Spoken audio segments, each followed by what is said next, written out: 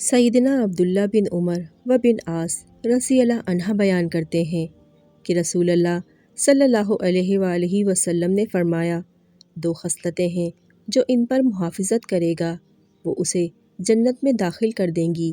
وہ دو آسان تو ہیں لیکن عمل کرنے والے تھوڑے ہیں۔ لوگوں نے کہا، اے اللہ کے رسول، وہ دو ہیں کون سی؟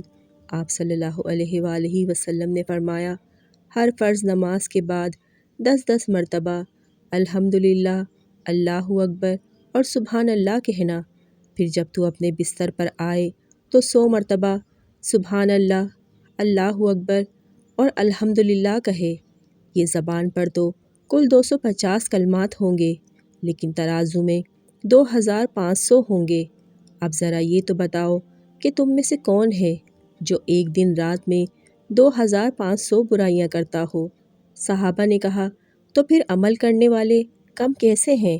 آپ صلی اللہ علیہ وآلہ وسلم نے فرمایا، شیطان نماز میں ہی تمہارے پاس آ جاتا ہے اور ضروریات یاد کروانا شروع کر دیتا ہے، پس وہ سلام کے بعد فوراً کھڑا ہو جاتا ہے اور یہ کلمات کہہ نہیں پاتا۔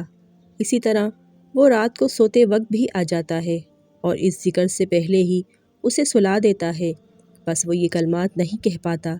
راوی کہتا ہے، میں نے دیکھا ہے کہ رسول اللہ صلی اللہ علیہ وآلہ وسلم اپنے ہاتھ سے ان کو شمار کرتے تھے